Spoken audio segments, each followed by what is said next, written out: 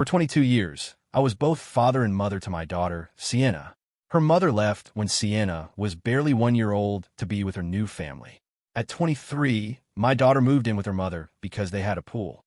For her wedding, she asked me not to attend because her stepfather was going to give her away. When I tried to talk to her, she said something that still haunts me.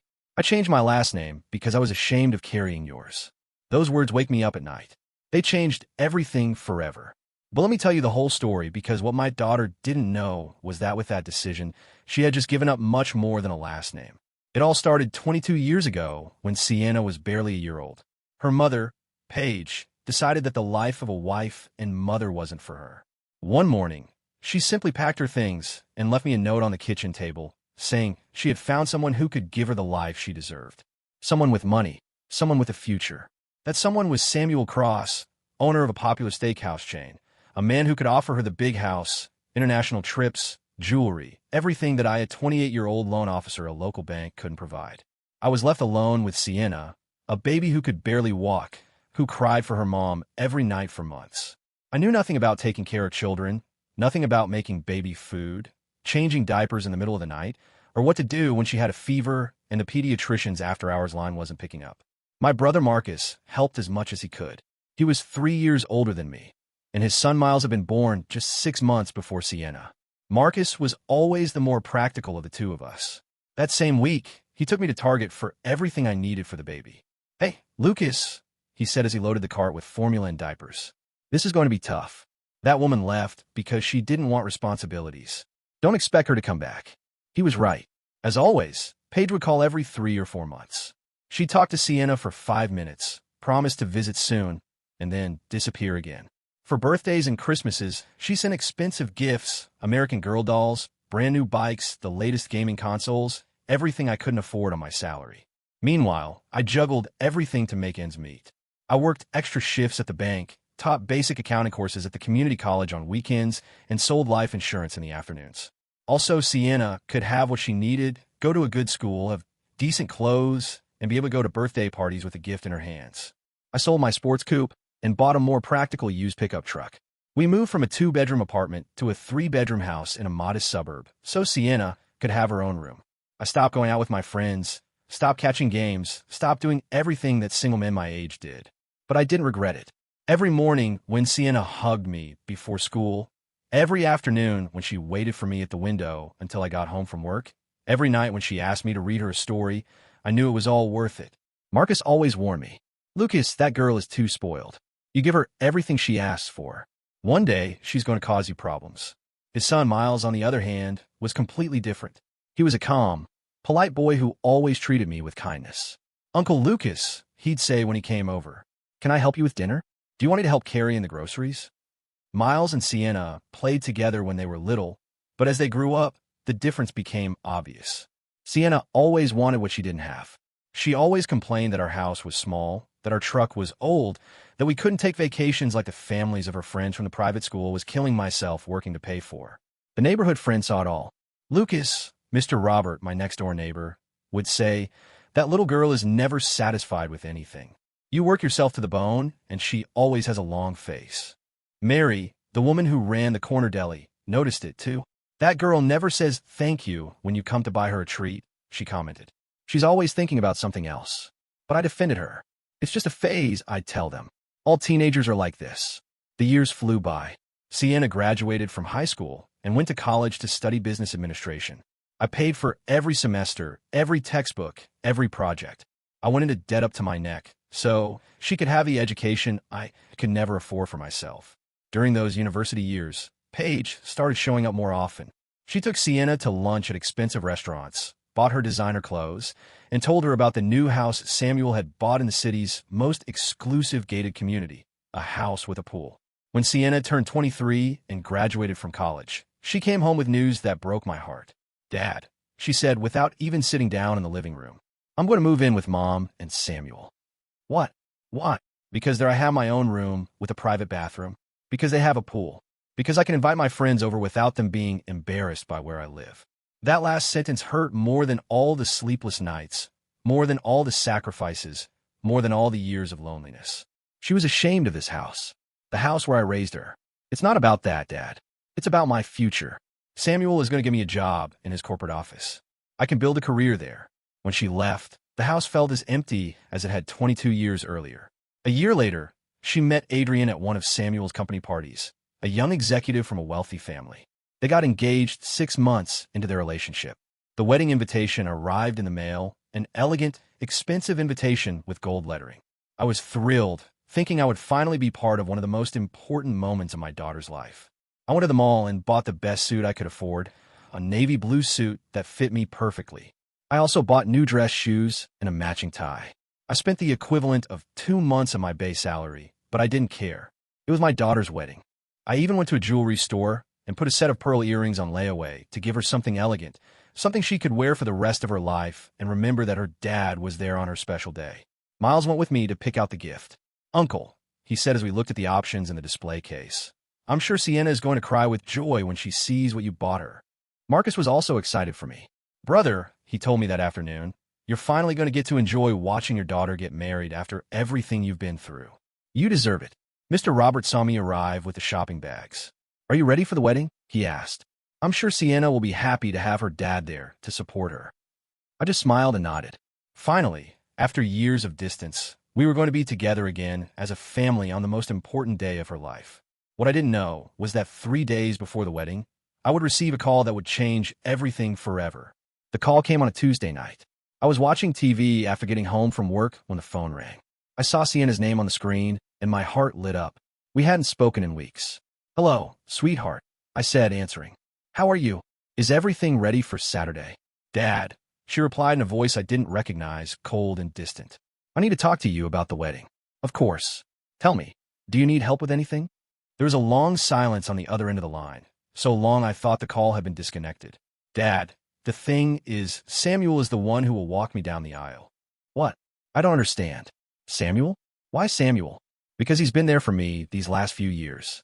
Because he paid for my master's degree. Because he gave me my job." "Because what, Sienna?" "Because what?" "Because I don't want any drama on my special day. Adrian and his family are very elegant, very proper. I don't want any uncomfortable situations." "Uncomfortable situations?" Her father, who raised her for 22 years, was an uncomfortable situation. "Sienna, I'm your dad. I raised you since you were a year old. I changed your diapers, took you to the doctor, helped you with your homework, paid for your school, paid for your university." "Yes, I know all that," she interrupted with annoyance. "But this is different. Samuel understands this world. He knows how to behave at these kinds of events. And I don't. Dad, don't play the victim. You know how things are. Adrienne's family is very important. They have connections. They have status. Samuel fits in better in that environment." I was speechless. I literally couldn't speak. After a few seconds that felt like hours, I managed to ask the only thing that came to mind. "Then why did you invite me?" "You can come as a guest. I'll reserve a table for you toward the back with some family friends." "Toward the back, like any other guest at my own daughter's wedding." "Sienna, please reconsider. I'm your father, the only one who is always there for you." "Dad, I've already made my decision. Don't make this any harder for me." And she hung up. The next day after work, I drove to Paige and Samuel's house, an imposing mansion in the most expensive neighborhood in the city, with a large garden, a pool, and 3 luxury cars in the driveway. Everything I could never give my daughter. I rang the doorbell, and Paige opened it. She looked the same as always, perfectly put together, as if she were about to go to a gala at any moment. "Lucas," she said with faint surprise, "what are you doing here?" "I'm here to talk to Sienna. I need to clear things up about the wedding.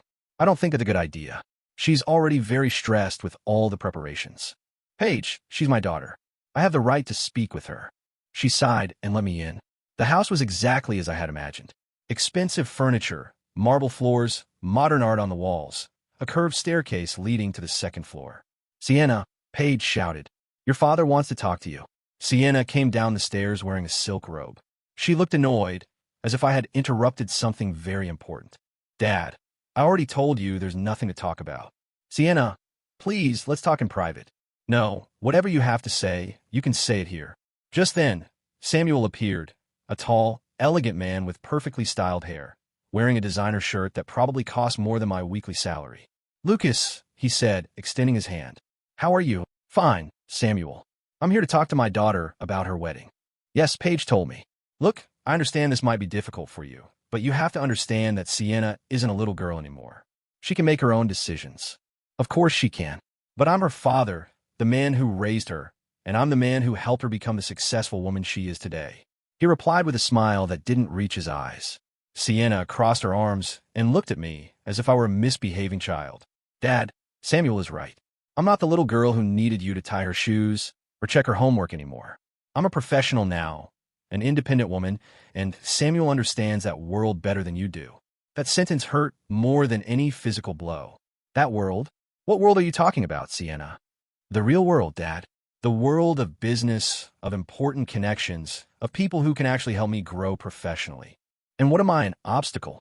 You're not an obstacle, but you're not what I need in my life right now. What she needed.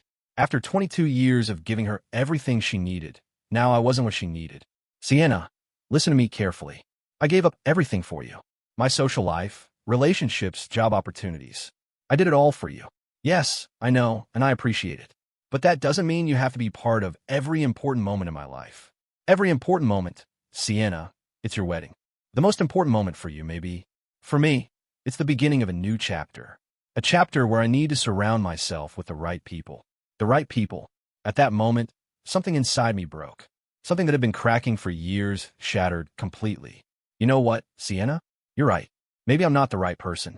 Maybe a bank employee who works himself to the bone to give his daughter everything she needs isn't good enough for your new world. Dad, don't misunderstand me. No, let me finish.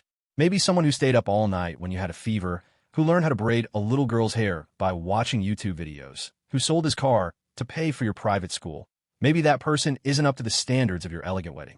Lucas, I think that's enough, Samuel intervened. No, Samuel, let him talk, Sienna said with contempt. Let him get it all out. Get all out? You think this is a tantrum? Yes, Dad, that's exactly what I think. You're throwing a tantrum because you're not the center of attention at my wedding. My wedding. As if I were a stranger trying to crash a private event. Do you know what hurts the most, Sienna? It's not that Samuel is giving you away. It's not that you've put me at a table in the back.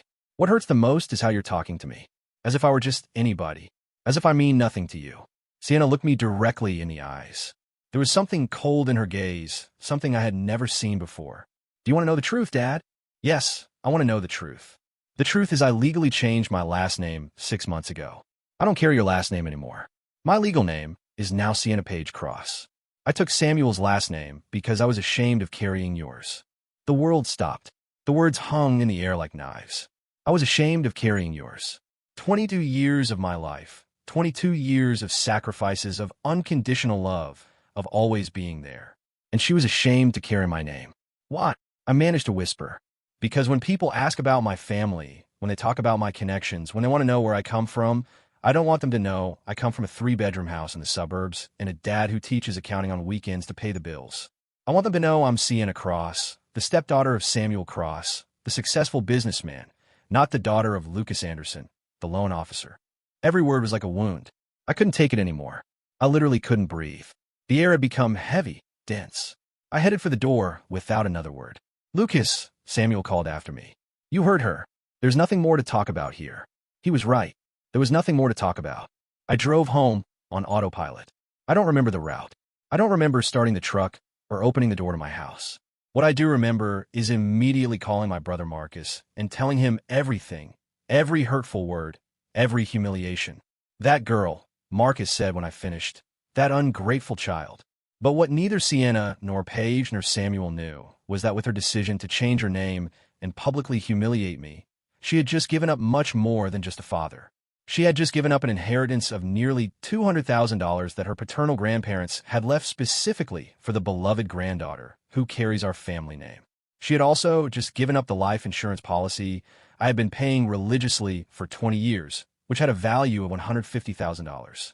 And she had given up ownership of the beach house my father had left me, which I had kept secret all these years, waiting for the perfect moment to give it to her as a wedding gift.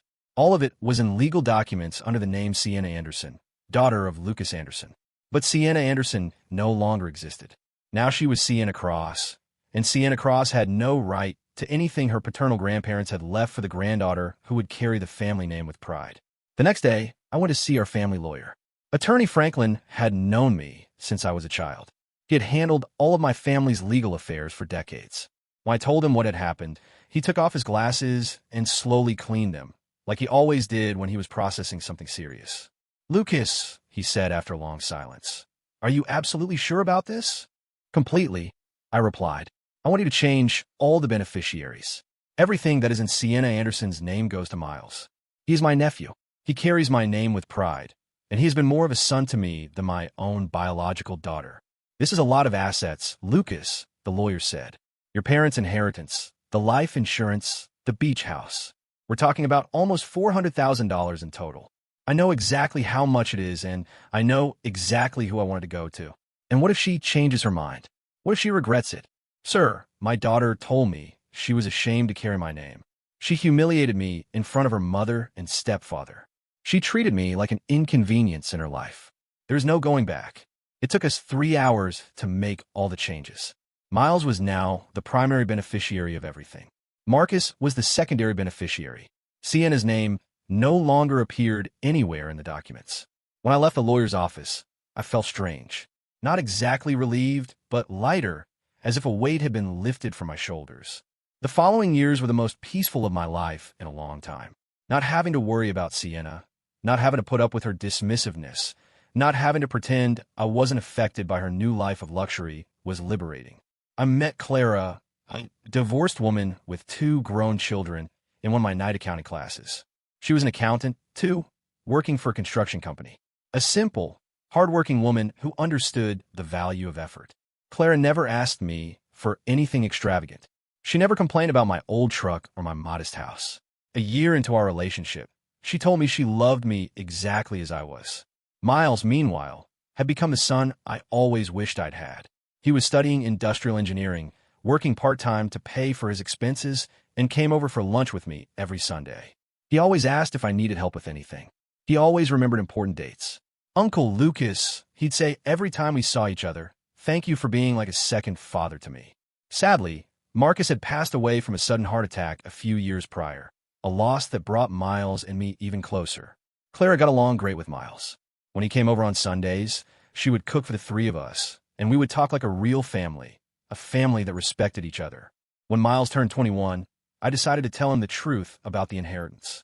I took him to dinner at a nice, but not ostentatious restaurant, a place where we could talk quietly.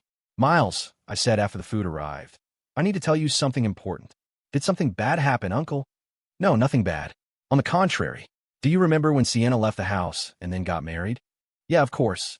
I never understood why she treated us like that, especially you. Well, after her wedding, some things happened, things I'd rather not recall in detail, but the result was that I had to make a difficult decision about some family assets. I explained everything. The grandparents' inheritance, the life insurance, the beach house, everything that was now legally his." Miles was quiet for several minutes. Finally, he asked, "Does Sienna know these assets existed?" "No, I never told her because I wanted to give them to her as a surprise when she got married, but things changed." "Uncle, this is a lot of money. Are you sure you want me to have it?" "Miles, you've been more of a son to me than my own daughter. You call me every week. You visit me. You treat me with kindness and respect. You carry our family name with pride. Of course I want you to have it." Miles had tears in his eyes. "Thank you, Uncle, but more than the money, thank you for considering me a son. That's worth more than any inheritance." 2 years later, when Miles was 23 and had already graduated as an engineer, life taught our family a lesson in justice that I couldn't have imagined in my wildest dreams. It all started with an economic crisis that hit the restaurant sector hard. Pandemic-related restrictions had closed many businesses, and Samuel's were no exception. One by one, his restaurants began to fail. Miles told me what he saw on social media. "Uncle, they're not posting pictures of trips or expensive things anymore. In fact, Sienna posted that they're selling one of the cars." The situation deteriorated quickly. Samuel had mortgaged the house to invest in expanding his business right before the crisis. When the restaurants went bankrupt, the bank began the foreclosure process. The house with the pool, the house for which Sienna had abandoned me, was going to be repossessed. While they struggled with their financial problems, we were better than ever. Miles had used part of his inheritance as a down payment on an apartment in a new building. Clara and I decided to get married and move in together. I had used my savings to renovate my house, and we were planning our future. Life couldn't be better. Until one Friday night, 5 years after her wedding, my phone rang. It was a number I recognized immediately though I hadn't seen it in years. Sienna. For a moment, I considered not answering, but my curiosity got the better of me. Hello. I answered in a neutral voice. Dad? She said, her voice sounding broken. It's me. Hello, Sienna. Dad. I need to talk to you. What do you want to talk about? There was a long silence. I could hear her unsteady breathing, as if she were crying. Dad, we're going through a very difficult situation. Samuel lost everything. We lost the house. Adrian and I had to move into a tiny apartment. I'm working at a call center at night just to pay the rent. I'm sorry to hear that, I said. Dad, I know things between us didn't end well. I know I hurt you, but I need your help. What kind of help? Financial help. Just until we can get back on our feet. This alone. I promise I'll pay you back. Sienna, I don't have that kind of money to lend. Dad, please. I know you have savings. I know you were always very careful with money. And why do you think I would help you? Because I'm your daughter. Because despite everything that happened, I'm your blood. My blood, Sienna. The last time we spoke, you told me you were ashamed to carry my name. Dad, I was confused.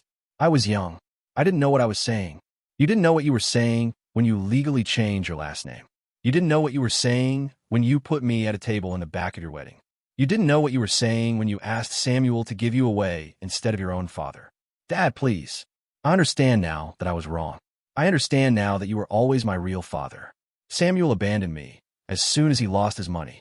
You would have never abandoned me. You're right. I would have never abandoned you, but you abandoned me. Dad, give me a chance to fix things. Sienna, do you know the difference between you and Miles? Miles? My cousin Miles. Yes, your cousin Miles. Miles calls me every week just to ask how I am. Miles comes for lunch every Sunday. Miles proudly introduces me as his uncle when he meets new people. Miles carries the Anderson name with dignity.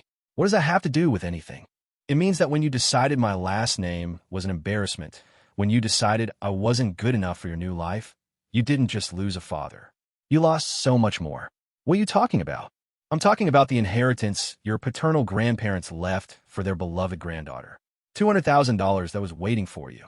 I'm talking about the life insurance policy I paid faithfully for 20 years. Another $150,000.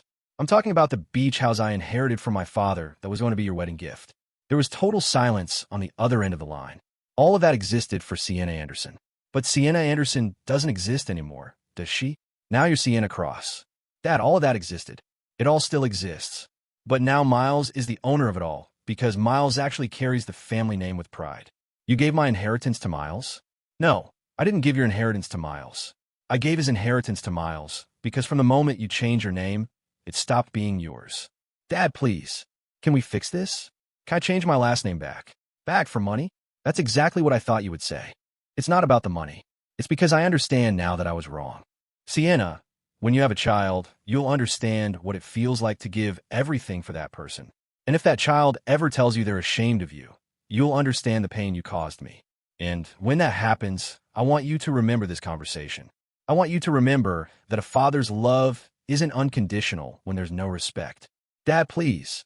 Sienna, I hope you do well in life. I hope you find happiness, but that happiness isn't going to come from my family because you're no longer part of my family. And I hung up. Miles was having dinner with Clara and me when I told him about the call. Did you really tell her all that, Uncle? Miles asked. All that and more. And how do you feel? I feel at peace, Miles. For the first time in years, I feel completely at peace. Clara took my hand. I'm proud of you, Lucas. You did the right thing. Miles got up from the table and hugged me. Thank you, Uncle, for teaching me what family really means, and thank you for considering me worthy of carrying our name. 6 months later, Miles married his college sweetheart, a simple, hardworking girl who loved him for who he was, not for what he had. At the wedding, Miles asked me to walk the bride down the aisle. As we walked toward the altar together, Miles whispered to me, "Thank you for showing me what a real father is." That night, after the wedding, Clara and I were at home looking at photos from the day. You know what the most beautiful part of all this is? Clara said to me, "What's that?" Miles is going to be a wonderful father because he had the best example, and his children will carry the Anderson name with the same pride he does. She was right. The Anderson name would continue, but it would be carried by someone who respected and honored it. Someone who understood that family isn't about money or social status. It's about love, respect, and loyalty. 3 things Sienna never understood, and that Miles learned from a young age. And as I write this, years later, Miles and his wife have just given me the news that they're going to have their first child, a boy who will carry the Anderson name and who will grow up knowing his family's history. A story of loyalty rewarded and ingratitude met with consequence. A story of poetic justice that took years to unfold, but that in the end gave everyone exactly what they deserved.